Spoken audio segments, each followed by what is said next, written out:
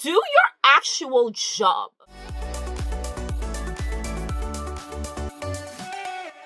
Okay, so let me just ask a question we're all thinking. Why is the book community so allergic to peace? Ah, my goodness. I woke up today, I stretched, I prayed, I went to check threads, and what do I find? Yet another author trying to play Hunger Games with her own readers. Ah! Every time I blink, another author is having a full on meltdown over a Goodreads review, like clockwork. And this time, the villain of the day. Ruth Stilling. She is the author of Shots Fired, which is starting to feel more like a self fulfilling prophecy than a book title at this point. Yeah, the irony of that title is doing Pilates in the corner because the shots were very much fired, but not the way they were supposed to go, okay? Instead of firing shots in her book, Ruth and her team allegedly decided to aim at readers, reviewers, really. The very people they need to buy, read, and, oh yeah, talk about the book. Congratulations. We've reached new levels of mess in this here book community. And baby, when I say mess, I mean dumpster fire meets PR disaster meets Goodreads apocalypse type of mess. So buckle up because this isn't just about Ruth Stilling, to be fair. This is about boundaries, ethics, review culture, and why the book community is starting to rot from the inside out. So let's get into it. First, let me set the scene for those of you who missed this because you were busy doing healthy things like, I don't know, living your lives. And context matters, so let me help you out. A reader and reviewer named Naja, who she goes by she.wolves_shelf on threads anyway, read Shots Fired by Ruth Stilling and left a very low review on Goodreads. Bold of her, but not illegal. It's not immoral. It's not even controversial, really. Now, was it polite, the review? No. But was it valid? Absolutely, because that's how reviews work. Sometimes people don't like your book. It happens. It's not a personal attack. It's a reader sharing their experience reading your book. Reviews are for the readers. It's literally the whole point of Goodreads. Or it was meant to be. But apparently, Ruth Stilling did not appreciate this feedback. Fair. But did she reflect quietly in her journal and move on? No. Did she take a walk, sip some tea, and remember that not everyone has to like her work? Of course not. Ruth Stilling apparently took it very, very personal. Instead, she allegedly went on a blocking spree, hitting the block button on Naja like it was a game of a whack-a-mole, like block, block, block, block, block. And not just blocked, like she blocked, you got Instagram blocked, Goodreads, I think, blocked. She probably even blocked her on Candy Crush for good measure. It was literally a case of swipe, block, delete, like the purge. Now, Naja saw this and in true book community fashion said, oh, bet. Oh, you want to play games? Cool, let's play. She decides to edit her review to be even more scathing because when you act like that, you're basically sending a personalized invitation for someone to drag you publicly. At least in this era that we're living in. And, Naja RSVP'd yes to that. She updated her Goodreads review and she added the fact that the author blocked her, questioned the author's professionalism, and just went in, calling the behavior gross. She went full beast mode. Shots were definitely fired, Honestly, she was in her right to do so, and so was the author in her right to block her. We can all react how we want to, okay? We can just end it there. But wait, it didn't end there. And here's where it gets messy. At this point, any normal PR team would have said, okay, this is a bit bad. Let's log off, drink some chamomile tea, and let it blow over, right? Yeah. But rather than letting this die down like any PR team with 3 functioning brain cells would advise, Root Street team allegedly decided to take action.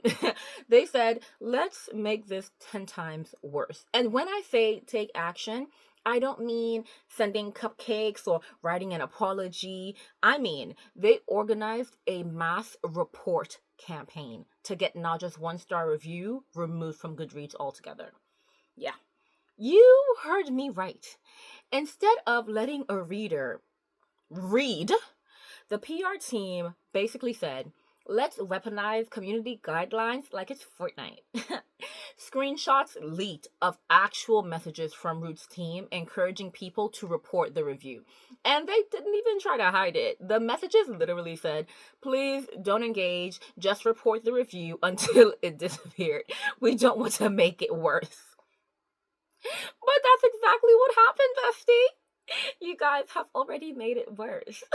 Because now it's not just about the book anymore. It's about silencing readers. It's about abuse of power. And it's about trying to manipulate community guidelines to protect the author's ego, of all things. Goodreads, being the lawless swamp that it is, removed Naja's review. And then, like a roach infestation, more one-star reviews started disappearing. Guys, it was literally a dumpster fire.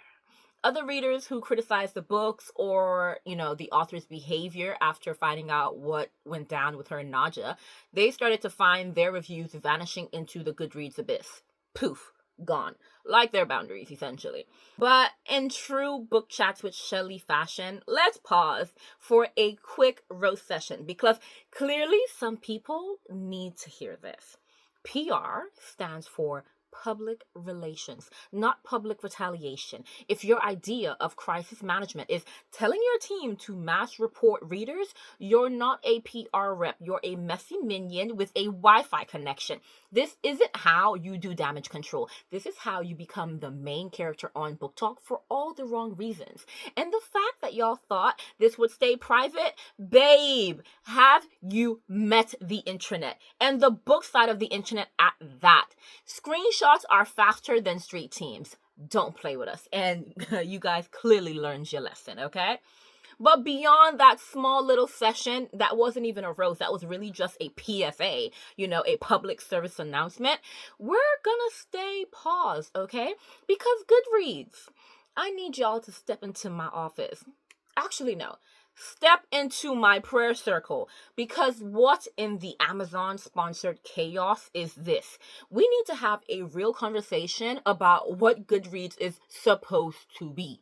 I know we've had conversations, but since you continue to not take heed of what we've said, I guess we're going to have to say it again. It is not a marketing tool for authors to curate their image. That is not what Goodreads is meant to be. That's not what it was supposed to be anyway. It is not a safe space for authors to get their ego stroke. No, I'm so sorry, it's not.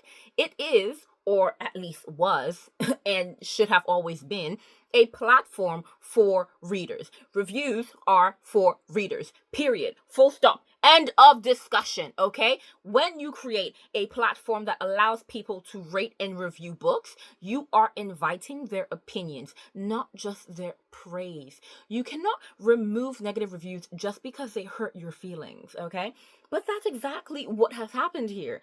Goodreads allegedly decided to side with the author, and then they cited their guidelines that say you can't post reviews that focus on an author's behavior. Okay, even that guideline is absolutely insane. Because riddle me this. If the author's behavior affects the reading experience, why shouldn't that be part of the review? On paper, I get the guideline. In theory, Goodreads wants to separate art from the artist. We're going to skip how people continue to use that in a very, very troublesome way. But let's get back to the point. When the artist is actively harassing readers or sicking their PR team on them, it becomes impossible to separate art from artists, okay? If I'm reading your book and you're in the background harassing readers, blocking reviewers, and unleashing your PR team like attack dogs, guess what? That's part of the experience, okay? That's not separate from the book. That's the whole ecosystem in reading, okay? A lot of people are saying, well, reviews should be about the book, not the author. A lot of people are with Goodreads on this. But let me ask you people something. If I go to a restaurant and the chef comes out and slaps me across the face after serving me the entree, am I going to leave a review about just the steak? Especially if the steak wasn't that good to begin with. Am I going to even leave a good review? Or am I going to mention the assaults? Exactly, because if you serve me a cake even and then slap me in the face, I'm gonna mention the slap in my Yelp review. Sorry, not sorry. When authors behave badly, it a lot of times, most times, maybe most likely all the time, affects how readers interact with their work. That's not pettiness, that's reality. It's human nature. Readers aren't machines processing text in a vacuum. So when Ruth Stilling's PR team allegedly launches a mass report campaign against readers, yeah, it's very relevant to the review. And yeah, it belongs in the conversation around her book, okay? Now, let's be real for a second, okay? Let's add some nuance because we're not out here pretending the internet is always innocent. I know better. Sometimes reviewers do cross the line. Sometimes people get mean for no reason. Sometimes call outs turn into dog piles.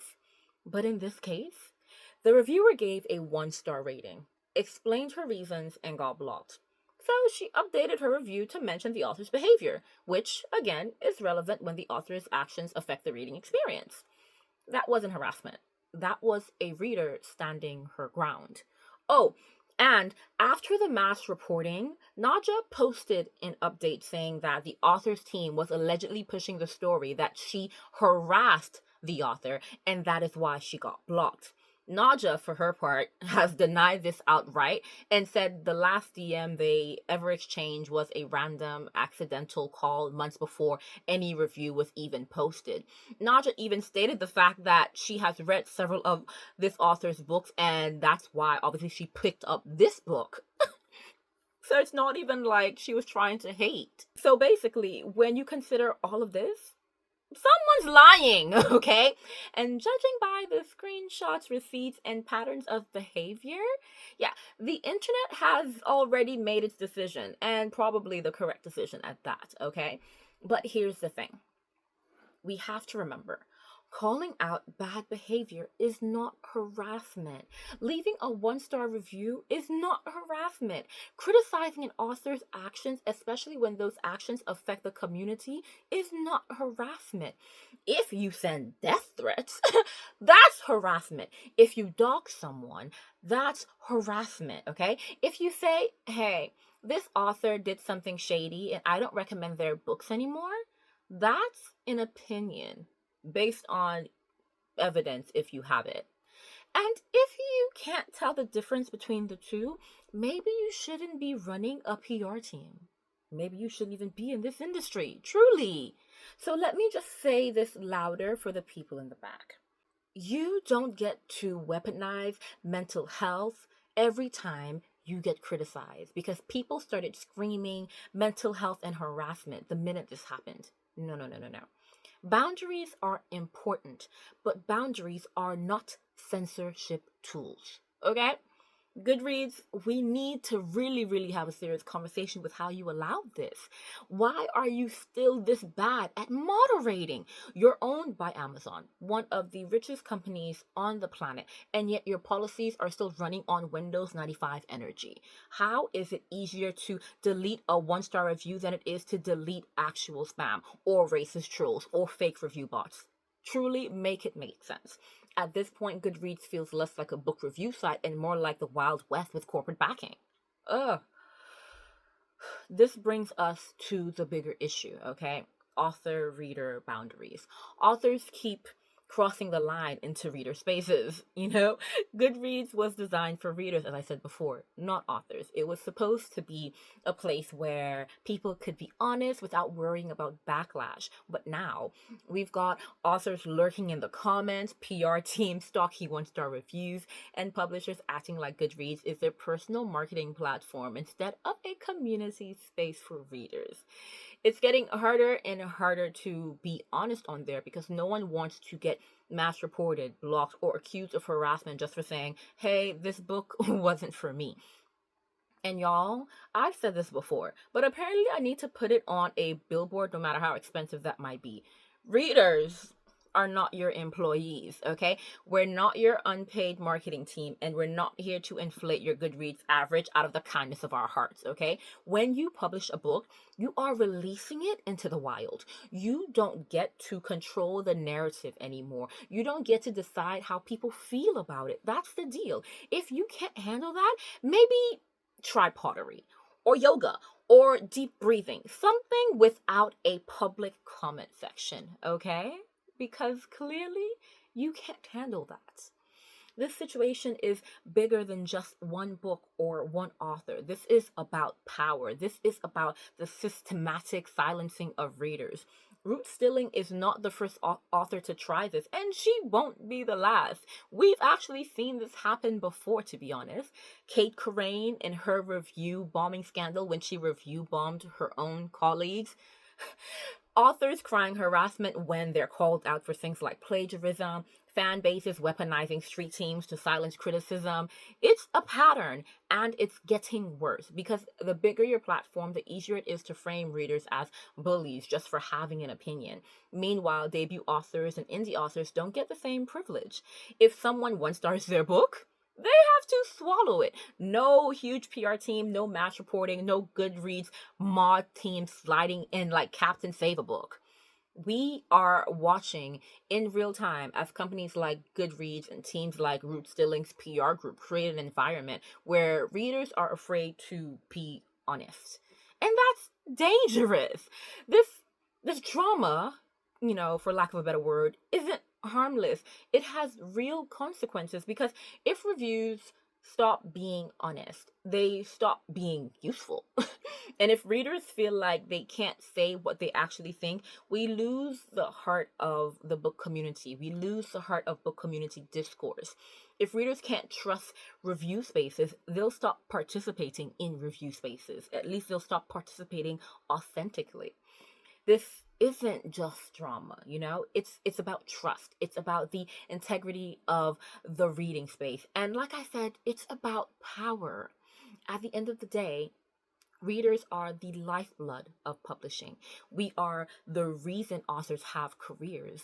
You can't market your way out of that. You can't delete your way out of that. And the more you try, the more you expose how little you actually respect your audience. Goodness, this entire situation really, really frustrated me. And this is why the book community feels like it's rotting from the inside out. We've got authors policing reviews, PR teams weaponizing community guidelines, and obviously platforms like Goodreads siding with whoever has the most power or connections. Meanwhile, readers, the people who buy the books, are left trying to tiptoe around landmines just to leave a review. It's exhausting. And don't even get me started on how this affects the debut authors, the indie authors, the marginalized authors, who a lot of times cannot afford these huge PR teams. I've already mentioned it, but it really frustrates me how it's affecting them. They get ripped to shreds while big names weaponize their audiences to protect themselves. You guys know how I feel about supporting, supporting my indies and my marginalized authors. But with all of this, where do we go from here? Truly, it's simple, I think. Authors, stay out of review spaces.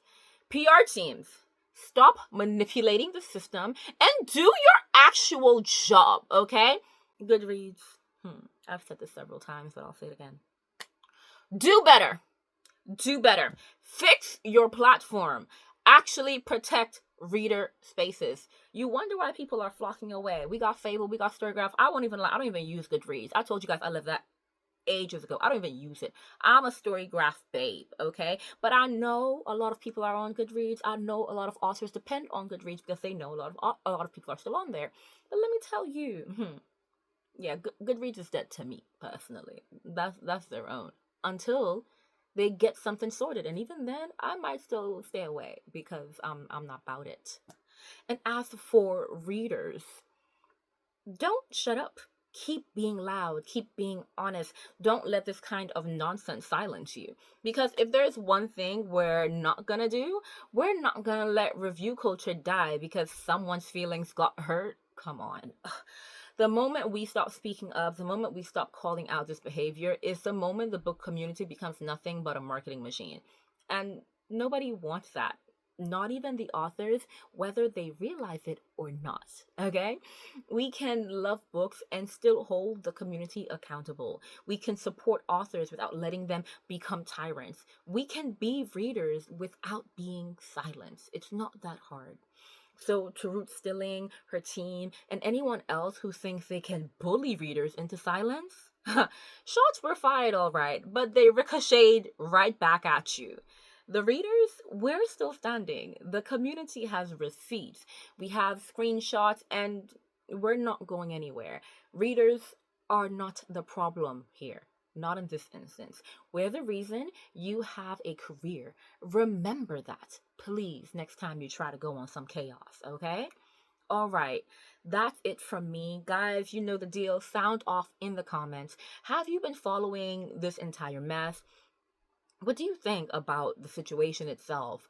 And tell me, do you think authors should have a say in reviews at all? Like maybe, there are some other people on the other side. Do you think Goodreads is salvageable at this point? Because honestly, I don't. Um, and if you are a reviewer, let me know. Are you afraid to leave honest reviews now? Genuinely, like, let us actually pop off in the comments. Let me know. And yeah, don't forget to like, share, subscribe. You guys know the drill. And yeah, definitely be sure to leave a very, very honest review of the video. Street teams, yeah, if you're gonna move mad, steer clear of this space because we don't mass report around here. We roast, we laugh, and we keep it moving until the next video. And that's exactly what we're going to do now. So until next time, guys, bye.